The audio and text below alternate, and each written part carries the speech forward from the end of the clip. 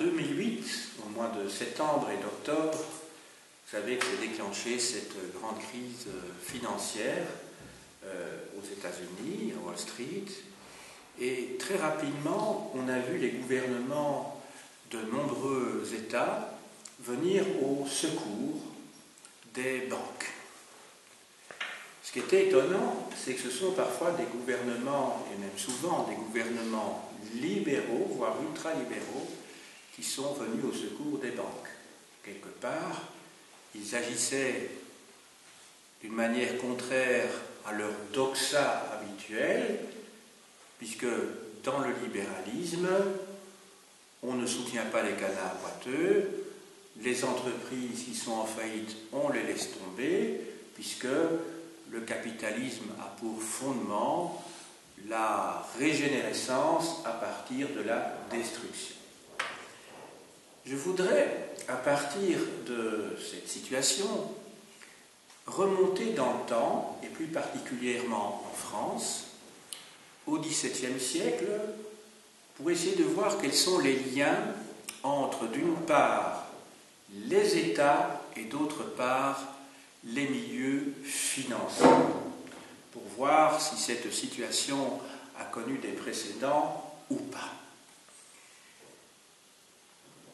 Dans le cas de la France, vous savez que l'on parle traditionnellement dans les manuels scolaires de monarchie absolue. On peut s'interroger sur le fait, ou sur la question plutôt, de cette soumission de la population, surtout dans la deuxième moitié du XVIIe siècle.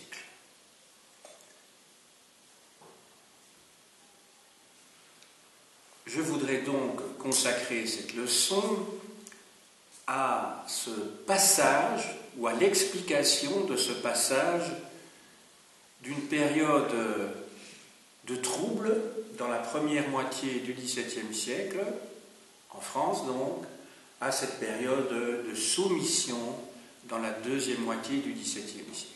Voilà, ça c'est donc, je dirais, ma problématique. Il va s'agir maintenant d'essayer de comprendre les tenants et les aboutissants plutôt de ce passage. Qu'est-ce qui fait que l'on passe donc d'une période de trouble à une période de soumission assez marquée? Pour cela, il faut peut-être remonter un petit peu donc, dans la première moitié du XVIIe siècle.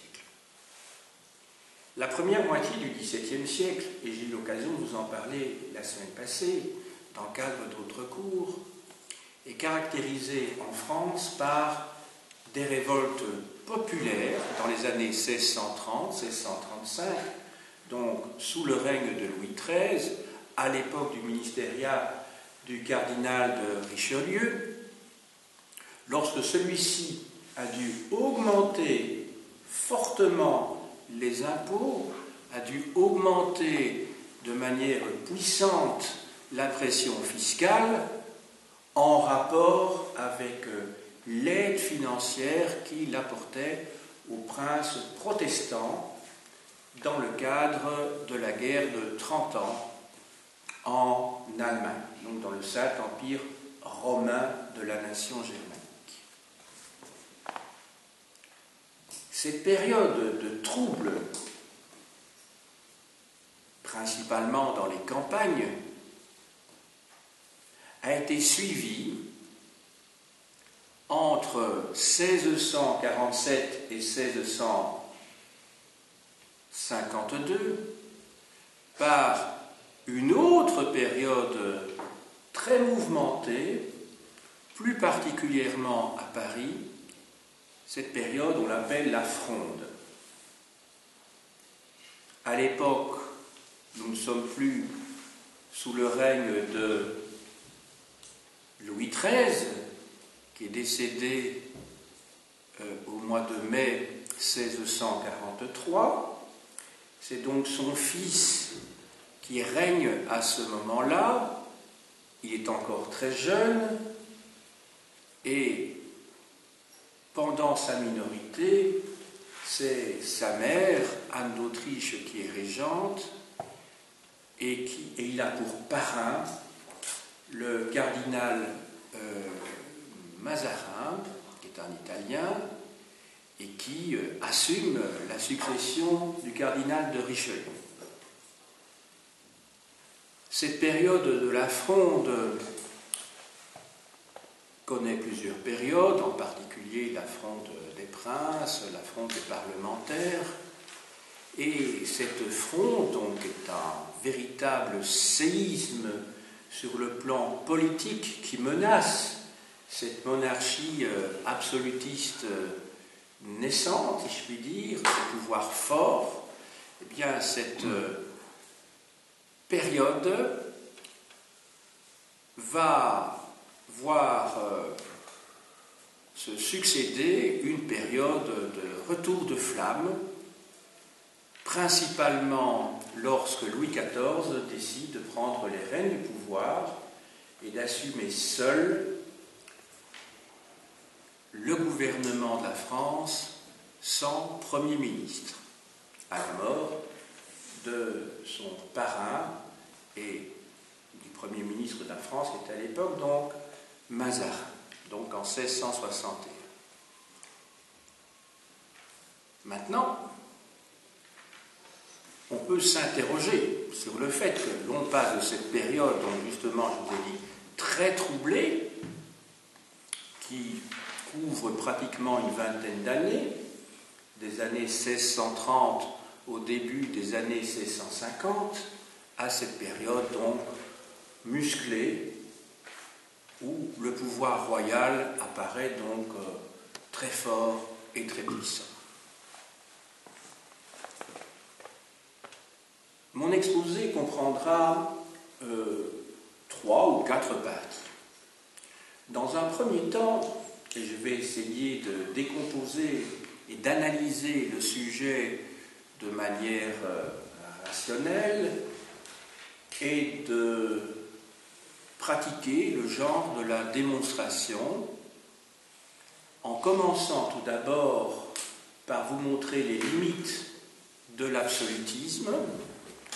Ensuite, dans un deuxième temps, je mettrai en évidence l'intérêt des classes dirigeantes dans le fonctionnement du système, puis on abordera les conséquences de ce système en mettant en évidence les perversions qu'il contient, et enfin on verra si ce modèle est pertinent pour l'ensemble de la France ou non, et je prendrai le cas de la Bretagne.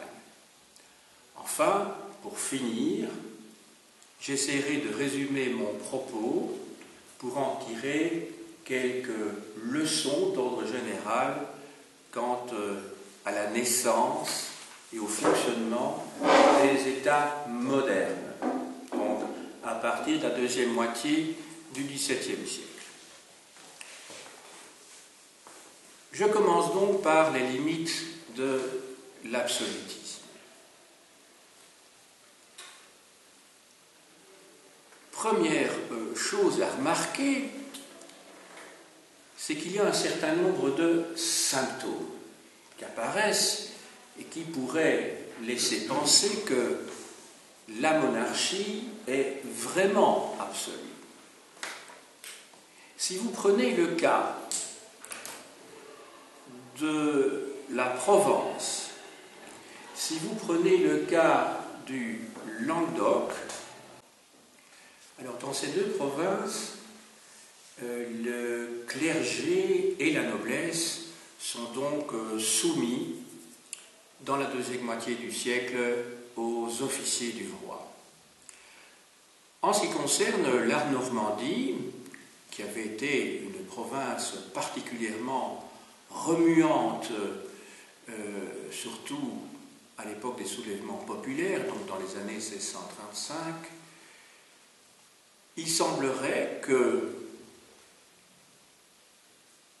le calme soit revenu, et l'explication qui en est donnée par un historien, c'est qu'il y aurait eu institutionnalisation du débat. Ça veut dire quoi? Eh bien, ça veut dire qu'en fait, le Parlement de Normandie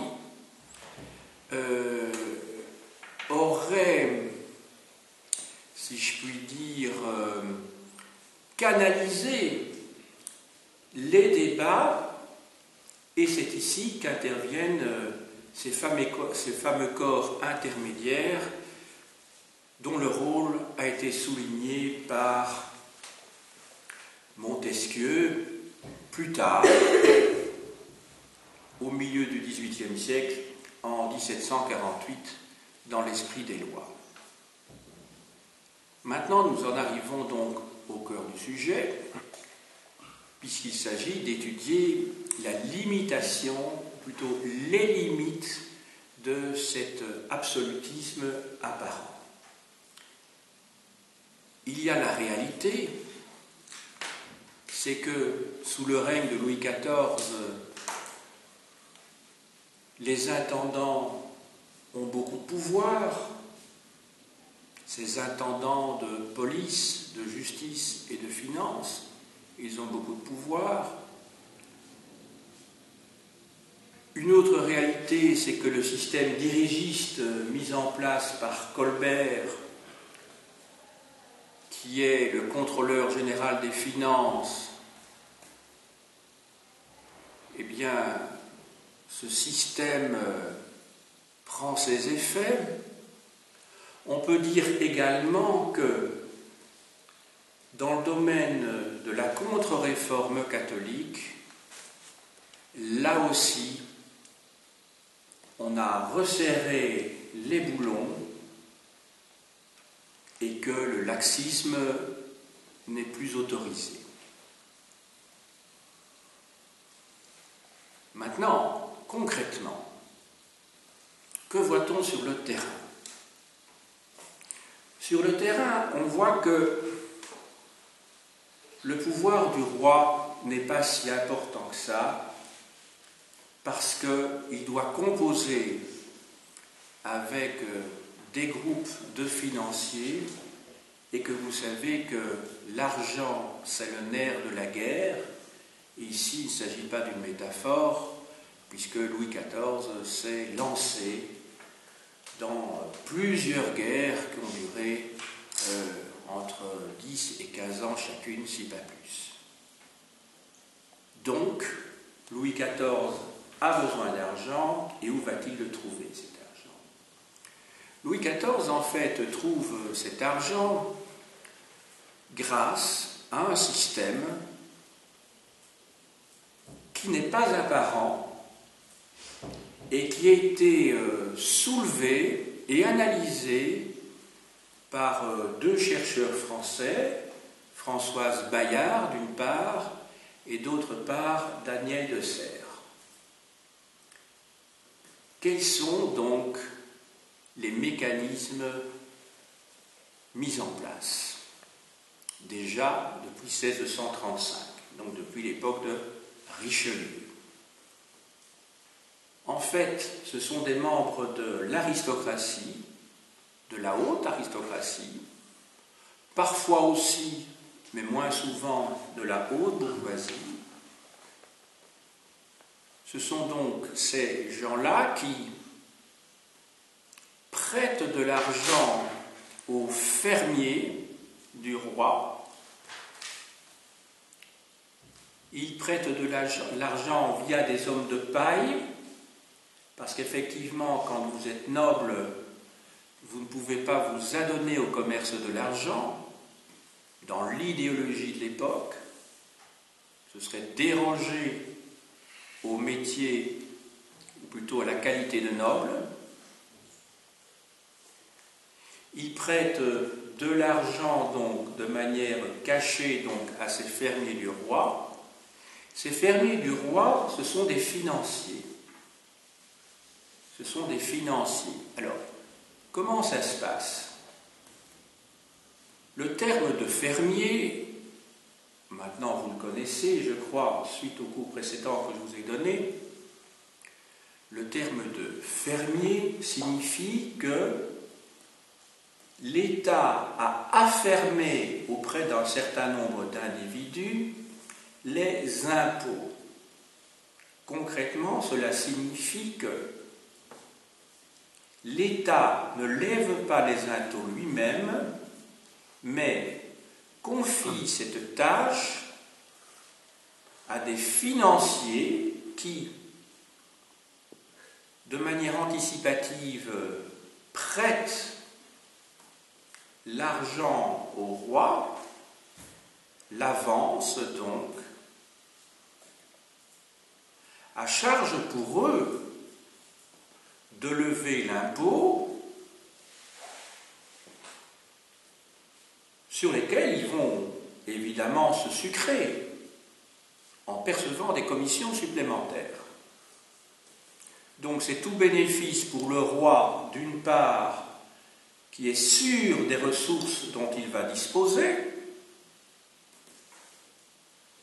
et c'est avantageux bien sûr pour ses financiers qui s'y retrouvent, puisqu'en percevant la taille, en percevant la gabelle, en percevant les aides qui sont des impôts sur la circulation des biens et en particulier des boissons, eh bien, ces financiers vont toucher une prime, puisque c'est eux-mêmes, par l'intermédiaire de leurs employés, privés, donc, ce sont des entreprises privées, donc ces fermes, vont percevoir donc une somme qui sera supérieure à l'impôt prélevé.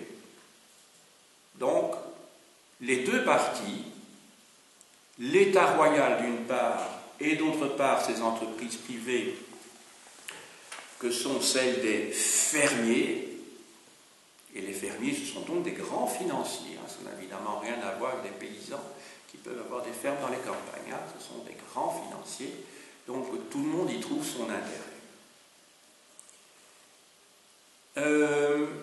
Voilà, ça c'est le système qui est pratiqué. On voit tout de suite les inconvénients qui peuvent surgir dans la pratique de ce métier.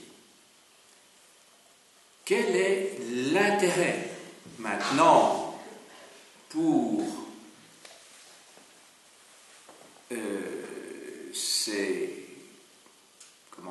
ceux qui perçoivent les impôts, et je dirais pour les classes dominantes, de rentrer dans ce système, et quel est leur intérêt également de soutenir un système politique qui est en train de se mettre en place et qui prend les allures justement d'un régime autoritaire.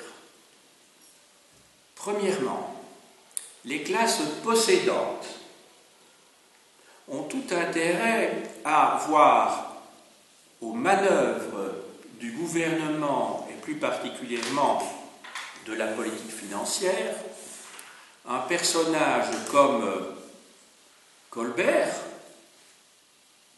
Colbert, je vous l'ai dit tout à l'heure, qui est contrôleur général des finances et qui, par son action, par ses réseaux également, c'est quelqu'un qui a des réseaux très importants, il a des hommes à lui dans toute une série de secteurs, va pouvoir débloquer des fonds et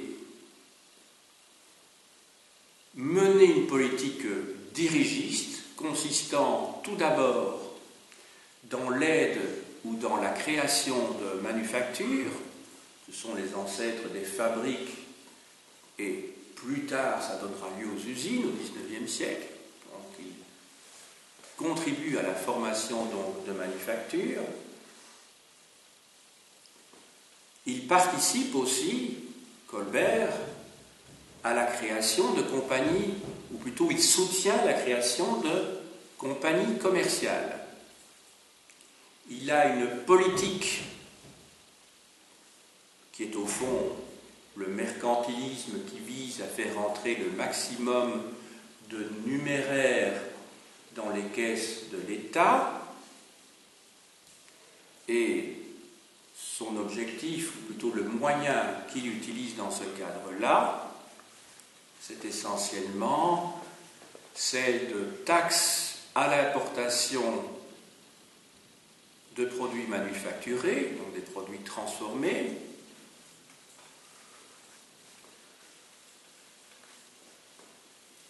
il facilite l'exportation des produits manufacturés produits en France. Il facilite l'introduction des matières premières venant d'étrangers et taxe très fortement, évidemment, les matières premières qui seraient exportées à partir de la France. Donc l'objectif, vous l'avez bien compris, est de favoriser donc les rentrées dans les caisses de l'État.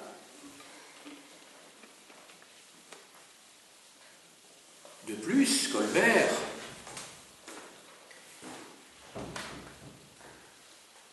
construit des infrastructures qui permettront au commerce et donc aux industries de se développer.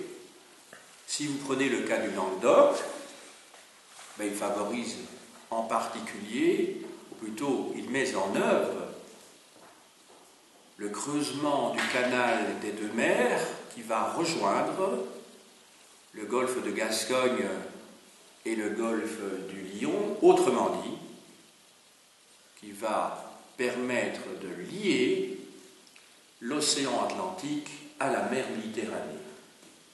C'est également sous son initiative qu'est construit le port de Sète en Méditerranée. Voilà, donc ça c'est le premier élément, c'est que Colbert mène une politique économique qui est favorable aux classes possédantes, à ces commerçants et à ces industriels du XVIIe siècle. Donc, premier élément qui explique le soutien de ces classes possédantes au régime absolu, au régime autoritaire de Louis XIV. Deuxième élément, maintenant, et je vous en ai parlé tout à l'heure, c'est que ce système financier qui est mis en place, c'est un système où tout le monde trouve son intérêt, et que finalement, lorsqu'il y a des prévaricateurs, c'est-à-dire des gens qui profitent du système et qui mettent de l'argent public dans leur poche, c'est très difficile pour les pouvoirs publics de les accuser, de faire des procès contre eux, parce que l'État a besoin de ces gens-là. Et la plupart du temps, même si la justice royale crie haut et fort que ces pratiques ne peuvent plus être poursuivies dans le royaume, il n'en demeure pas moins dans les faits que le roi a besoin d'argent et qu'il va falloir donc trouver des accommodements avec ses financiers. Et que ce n'est pas le système qui va être condamné. Ce sont des lobbyistes qui, à un moment donné, n'ont pas été assez prudents et on ne fera rien d'autre que remplacer un lobby par un autre. L'exemple le plus célèbre est le limogeage de Nicolas Fouquet, qui était surintendant des finances et des bâtiments du roi,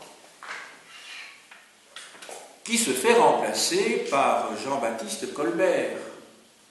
Donc, vous voyez, ce n'est pas le système dans son essence qui est mis en cause, ce sont des personnages qui se sont fait pincer, si je puis dire, parce que leur système était trop voyant et parce que simplement ils n'ont pas été assez prudents à certains moments. Je vous rappelle que Fouquet avait vexé évidemment Louis XIV lorsqu'il l'a reçu avec toute sa cour à Vaux-le-Vicomte et que son sort, qui avait sans doute été célébré précédemment, son sort a été définitivement scellé à ce moment-là, parce qu'à partir du moment où vous disposiez d'une fortune qui était blessante face à l'orgueil du roi, eh bien, c'était Fouquet qui a voulu comment dirais-je,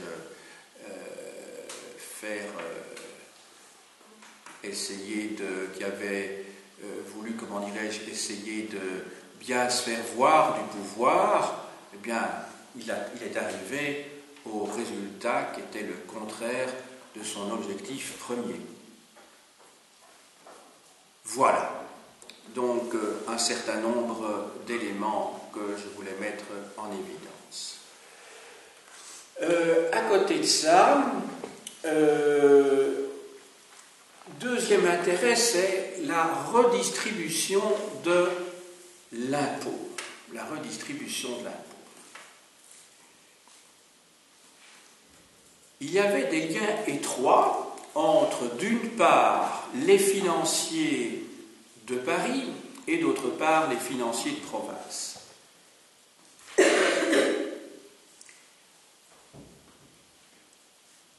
Si l'on analyse le budget des finances de l'État français à cette époque-là et des revenus, je dirais, de la fiscalité, on observe que 40%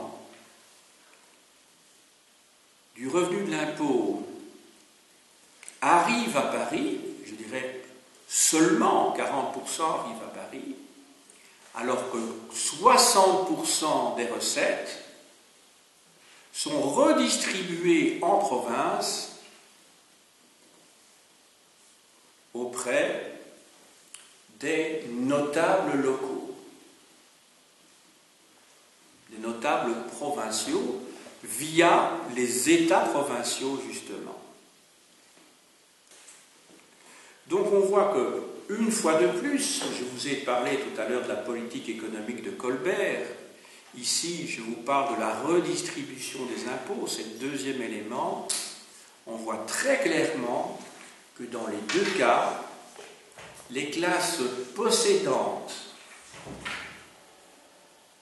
ont un lien étroit, donc ici je parle des classes qui ont de l'argent, je parle des classes possédantes, ont un lien étroit avec le ou les pouvoirs politiques en province, donc les États provinciaux et le pouvoir central, et on comprend dès lors beaucoup mieux comment cette monarchie autoritaire, qu'on devrait plutôt appeler, c'est une monarchie autoritaire, qu'on devrait plutôt appeler une monarchie administrative qu'une monarchie absolue, a pu fonctionner. Un régime politique, quel qu'il soit, a besoin de soutien. On n'a jamais vu un dictateur, à quelque époque que ce soit, rester longtemps au pouvoir s'il ne fonctionne qu'avec la terreur. Ça n'aurait pas de sens. Je crois vous avoir expliqué à vous, à un autre groupe d'étudiants, que en 1973,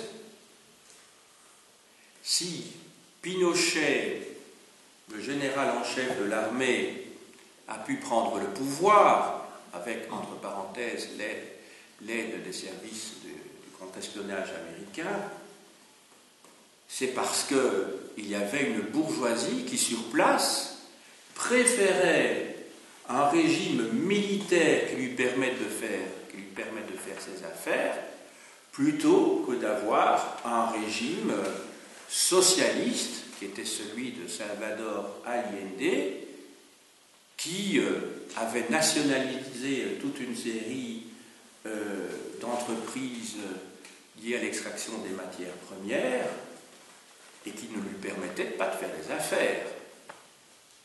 Je vous avais expliqué la même chose, je crois, il me semble en tout cas, dans les années 1930 en Allemagne.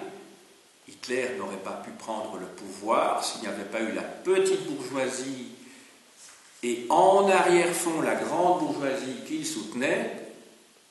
Le système n'aurait jamais pu tenir aussi longtemps. C'est tout à fait sûr. Il n'aurait surtout pas pu s'installer, parce qu'on peut encore imaginer qu'à partir d'un certain point, on arrive à un point de non-retour dans une dictature. Mais en tout cas, les premières années du nazisme sont très clairement liées au soutien sur le plan électoral de la petite bourgeoisie et sur le plan financier, bientôt, même si dans un premier temps il y avait eu beaucoup de réticence, par la grande bourgeoisie. Alors, il ne s'agit pas ici de faire de l'anachronisme et de confondre des pratiques du XXe siècle avec des pratiques politiques du XVIIe siècle, mais en tout cas, il ne faut jamais oublier quel est le soutien logistique, et ici la logistique ce sont les finances, d'un pouvoir donné, en l'occurrence ici, de Louis XIV. On voit que ce système est évidemment tout à fait pervers. Pourquoi ? Il est pervers dans la mesure où l'État qui a besoin d'argent, l'État c'est-à-dire le roi, puisque officiellement et idéologiquement c'est lui qui détient tous les pouvoirs, il n'y a pas de séparation des pouvoirs d'ailleurs sous l'Ancien Régime, eh bien le roi qui possède tous les pouvoirs donc ne possède pas en tout cas le pouvoir de l'argent, ou très partiellement puisqu'il dépend de financiers pour lever les impôts.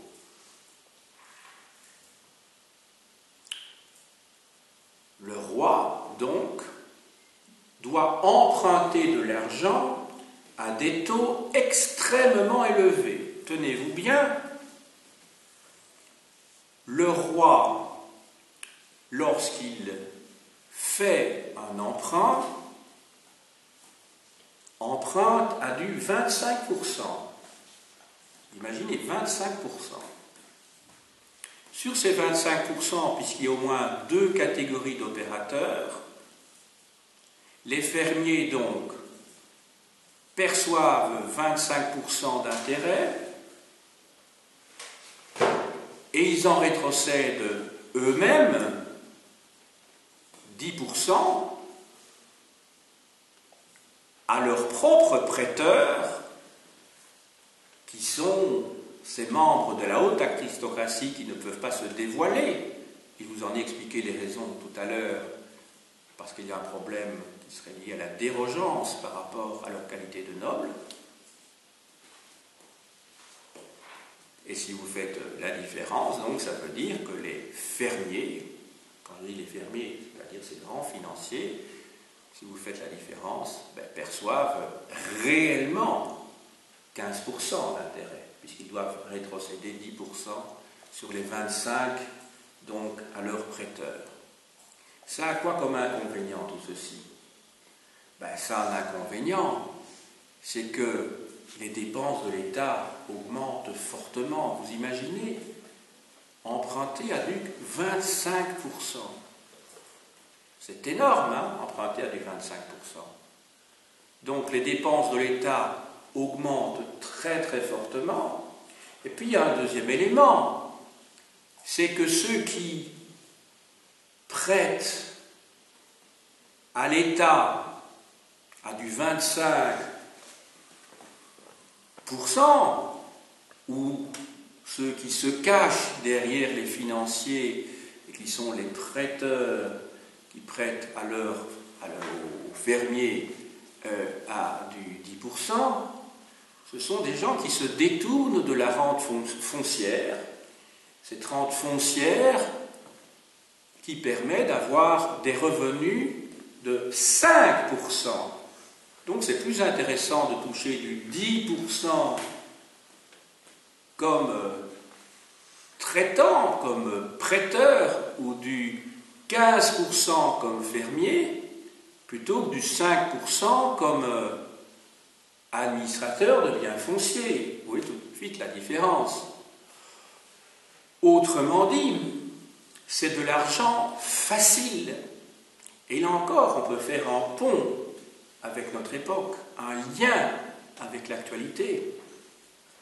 C'est que nous sommes à une époque où les investissements sur le plan industriel sont insuffisants parce que les rendements sur le plan financier, purement financier, voire même spéculatif, sont beaucoup plus intéressants. À cette différence près, c'est que, à l'époque de Louis XIV, ces prêts sont sûrs d'être remboursés. Souvenez-vous du cours précédent, puisqu'il y a continuité dans l'engagement de l'État. Je vous avais d'ailleurs parlé aussi de ces rentes perpétuelles sur l'hôtel de ville de Paris. Cette rente perpétuelle qui était instaurée en 1522 par le roi François Ier. On en arrive maintenant à la contre-démonstration. Vous avez bien compris tout ce que j'ai voulu vous dire jusqu'à présent et qui peut expliquer, et qui explique même, pourquoi dans certaines régions de la France, que ce soit la Provence, que ce soit le Languedoc, que ce soit la Normandie, eh bien donc on comprend ici pourquoi les élites locales, les élites provinciales, soutiennent le régime royal, cette monarchie autoritaire, parce que ça arrange bien ses affaires sur le plan commercial. Donc il n'y a pas de contradiction du tout. Donc ces classes possédantes, même dans ce régime autoritaire, trouvent son intérêt. Ça peut paraître un petit peu bizarre que des gens soutiennent un régime autoritaire. L'essentiel pour cette haute bourgeoisie et même pour les officiers les officiers, c'est-à-dire les titulaires des charges publiques qui ont acheté leurs charges, ceux qu'on appelle les officiers, il y a tout intérêt à faire fonctionner ce système puisqu'ils y trouvent leur revenu. Maintenant, on va voir si ce système fonctionne partout. Non, il ne fonctionne pas partout. Si l'on prend le cas de la Bretagne, on va voir que là, les choses ne sont pas pareilles. En 1675, il y a une révolte contre un impôt lié à l'utilisation d'un timbre. Ce sont des timbres fiscaux, entendons-nous bien. Il y a une révolte qui est cassée, et outre cela, le fait que la France, pendant la guerre de la Ligue d'Augsbourg, qui est l'une de ces longues guerres de Louis XIV,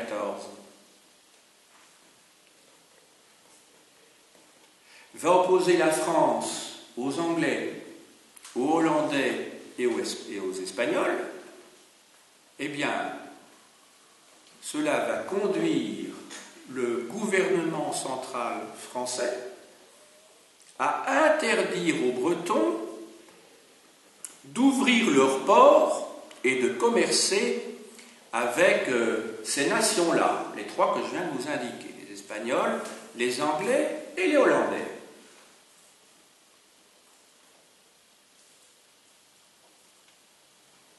C'est l'origine du déclin de cette province qui était pourtant riche. Et donc vous voyez que les intérêts locaux ne sont pas toujours en phase avec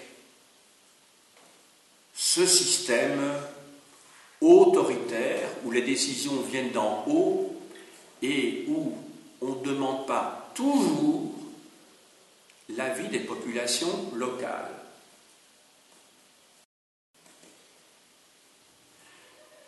J'en arrive à la conclusion. La conclusion comprendra deux points essentiellement. Le premier point, et c'est celui que je viens de développer ici, c'est celui de la diversité des situations. Une province n'est pas l'autre. Là où il y a eu collusion entre les intérêts de la monarchie dite absolue et d'autre part les intérêts des élites provinciales et locales, eh bien, cela a marché. Il y a des provinces où, au contraire, il a fallu soumettre véritablement la population, après qu'il y ait eu des révoltes. Il y a, dans la plupart des cas, et c'était le cas, en tout cas des 3 provinces que j'ai citées, mais également d'autres provinces du Royaume de France, il y a eu compromis des élites et de la royauté, et tout le monde a fini par y trouver son compte. Et puis alors, il y a aussi un élément psychologique qui évidemment n'explique pas tout, ce sera un peu trop simple, mais que dans certaines situations, des individus, par une sorte de mécanique curieuse de l'esprit humain, que l'on appelle l'esprit grégaire, peuvent se placer dans une situation de servitude volontaire. J'ai évoqué le problème également la semaine passée, je crois. C'est le problème qui a été soulevé à la moitié du XVIe siècle par Étienne de la Boétie dans son célèbre livre « Le discours de la servitude volontaire ». Donc ça, c'était la première des conclusions, le problème de la diversité. Donc le modèle que je vous ai expliqué ne reflète pas la situation de la totalité du Royaume de France. Deuxième conclusion maintenant. La deuxième conclusion, c'est, et d'ailleurs elle ne fait développer qu'un aspect de cette diversité que l'on trouve dans les différentes provinces, la deuxième conclusion, c'est la notion de réciprocité. Je l'ai évoqué tout à l'heure. Un régime autoritaire ne peut pas fonctionner s'il n'a pas de soutien sur le plan social et sur le plan économique. Aussi fort soit-il sur le plan militaire, ce système ne pourra pas durer. Si l'on prend maintenant le cas de la France au XVIIe siècle, vous aurez remarqué que j'ai constamment joué sur la notion de monarchie absolue et de monarchie absolutiste. Ce n'est pas la même chose.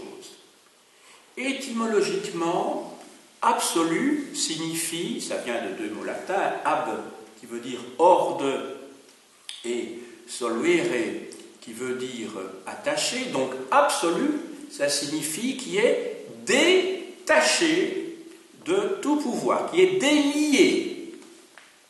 Hein? Absolu, pensez à une solution, absolution, ça veut dire, absolution, ça signifie que l'on est délié. Donc, la monarchie absolue se considère comme déliée de tout pouvoir, puisqu'elle a tous les pouvoirs. Elle ne dépend d'aucun pouvoir.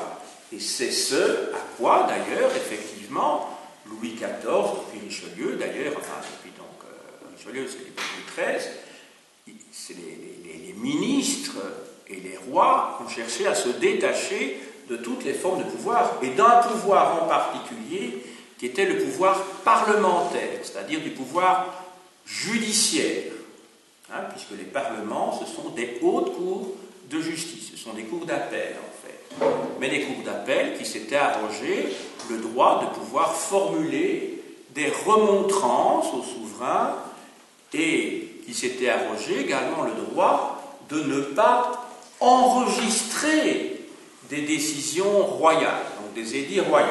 Donc c'était, je dirais que les parlements, sous l'Ancien Régime, en en tout cas au XVIIe siècle, ont une fonction essentiellement, au XVIIIe siècle en partie, parce qu'il va y avoir des réformes du Parlement, des parlements. Donc, les parlements ont une fonction principalement de résistance.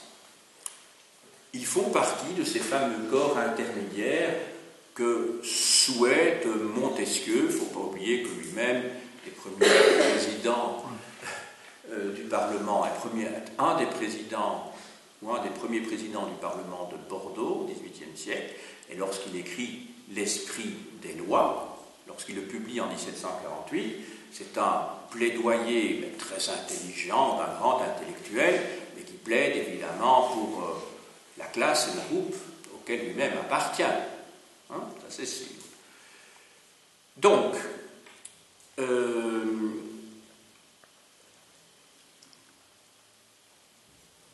ce problème de la réciprocité entre le roi et les classes sociales dirigeantes est tout à fait essentiel. Si moi, j'ai utilisé ici le terme de monarchie absolutiste plutôt qu'absolue, chaque fois que je parlais de monarchie absolue, j'y mettais des guillemets, eh bien, absolutiste, ça signifie que c'est une monarchie qui vise l'absolutisme, qui veut être absolue, mais qui ne l'est pas dans les faits. Vous voyez la différence? Donc pour moi, dans les manuels scolaires, on ne devrait pas parler de monarchie absolue au XVIIe, au XVIIIe siècle en France. On devrait plutôt parler de monarchie absolutiste, c'est-à-dire d'une monarchie qui vise à être absolue. Ce n'est pas du tout la même chose. C'est un idéal, c'est un objectif pour ce système de gouvernement. Elle n'a jamais été absolue. La meilleure preuve, c'est qu'il y a un certain nombre de coutumes qui doivent être respectées par le roi, et il doit tenir compte, il a dû tenir compte pendant un certain temps comme des parlements, même si les rapports, finalement, s'ils n'ont pas été évidents pendant longtemps, mais après la fronde, en tout cas, du milieu du XVIIe siècle, après cette fronde, on peut dire que Louis XIV a mis au pas les parlementaires. Donc c'est aux magistrats qui appartiennent à ces cours d'appel. Voilà. Alors, dans mon sujet, il y avait un deuxième terme, une deuxième expression qui est celle d'oligarchie financière. Autant une monarchie absolutiste, je crois que c'est clair maintenant, c'est une seule personne qui commande, c'est ça que ça veut dire un monarcat, c'est une seule personne qui commande et qui vise à détenir tous les pouvoirs, je dis bien qui vise et qui ne les a pas, sinon j'aurais utilisé le terme absolu, pas absolutiste. Et puis, vous avez la conjonction de coordination qui revient souvent dans les titres de mes leçons, qui cherche à montrer quels sont les liens entre cette monarchie et d'autre part l'oligarchie financière. Une oligarchie, c'est un groupe d'individus qui possèdent des leviers importants, qui possèdent, je dirais, l'essence ou la plus grande partie des pouvoirs dans une société. Donc, oligarchie, c'est donc le pouvoir par plusieurs.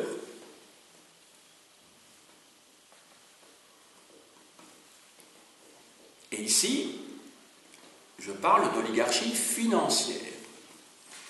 Donc, vous voyez que dans la démonstration que j'ai essayé de faire devant vous, on voit que la France n'est pas une monarchie absolue, ça c'est de 1. On voit que c'est une monarchie absolutiste, mais on voit de 2 que le roi a besoin qu'on lui avance de l'argent frais sans que lui-même, parce qu'il ne dispose pas d'une administration fiscale, sans que lui-même ne doive mettre la main à la pâte, au cambouis, qu'il a des intermédiaires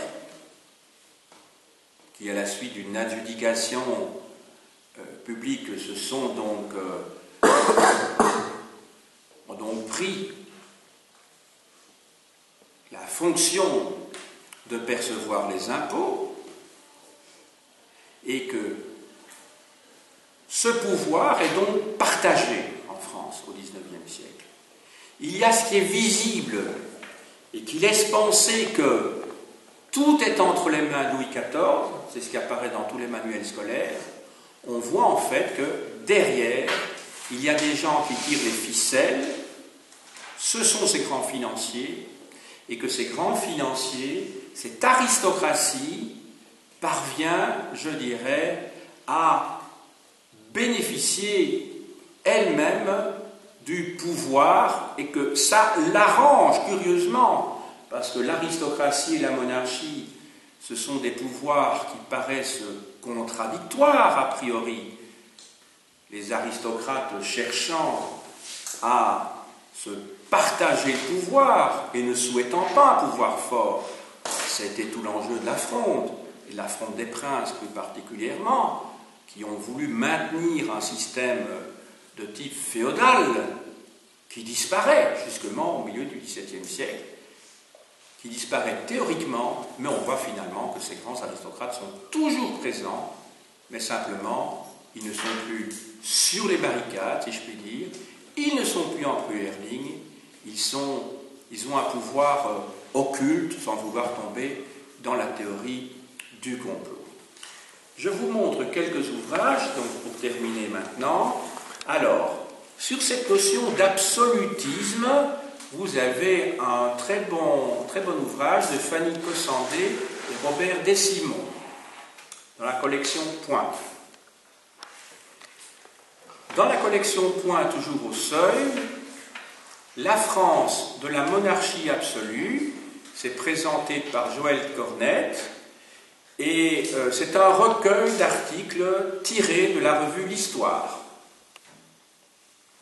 Ce sont des articles assez courts, la plupart du temps, qui peuvent vraiment bien vous aider pour la préparation de vos cours.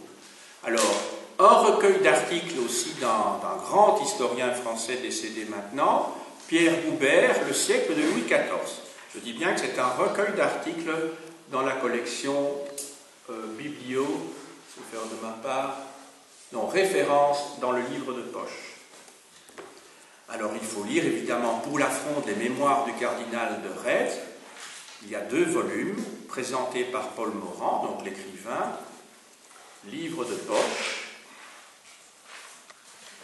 Pour Montesquieu, l'esprit des lois, il y a 2 volumes en Garnier Flammarion. Pour les institutions de la France, je vous renvoie au lexique historique de Viard et Cabourdin, lexique historique de la France d'Ancien Régime chez Collin, et de Marcel Marion, c'est un ouvrage ancien mais qui a été réédité récemment, Dictionnaire des institutions de la France, XVIIe, XVIIIe siècle, chez Picard.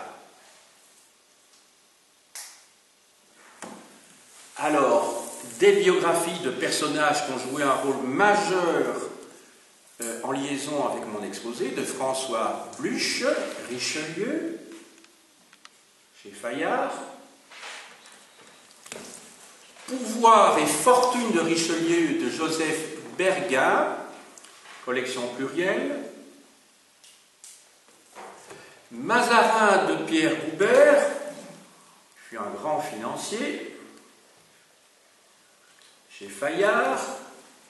Toujours chez Fayard, Daniel de Serres, Fouquet. Vous savez qu'à l'heure actuelle, Fouquet reste connoté, je vais dire, au pouvoir d'argent. Vous connaissez la gaffe monumentale de Nicolas Sarkozy qui, lors de son élection en 2007, avait invité tous ses copains bien friqués et bling-bling au fameux Fouquet's, sur les Champs-Élysées. Alors, Inès Murat, Colbert, chez Fayard.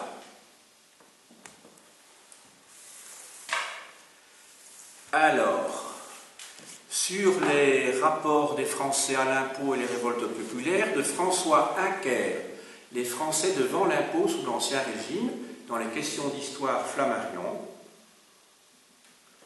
De Boris Porchneff, qui est un communiste, Les soulèvements populaires en France au XVIIe siècle, en sciences Flammarion. de Yves-Marie Bercé, Croquant et Nu-Pieds, donc ce sont ces soulèvements populaires, dans la collection Folio Histoire. Y trouver donc des documents d'époque qui sont édités. Alors ensuite, Finance et financier de l'Ancien Régime par Jean Bouvier et Henri Germain Martin, en que sais-je, de François Inquer, Expérience bancaire sous l'Ancien Régime, dossier Clio, Presse universitaire de France. Alors l'ouvrage majeur pour cet exposé est celui, vous voyez que c'est un gros volume, plus de 800 pages, hein, chez Fayard, Argent, pouvoir et société au grand siècle. Ça, c'est évidemment l'ouvrage de base.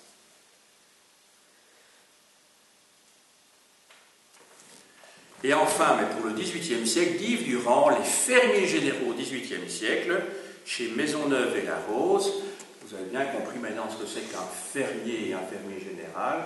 Donc ce sont des entrepreneurs privés qui lèvent des impôts au nom du roi, mais qui sont bien privés et qui donc se font des bénéfices lantureux sur les impôts qu'ils perçoivent. J'ai dit.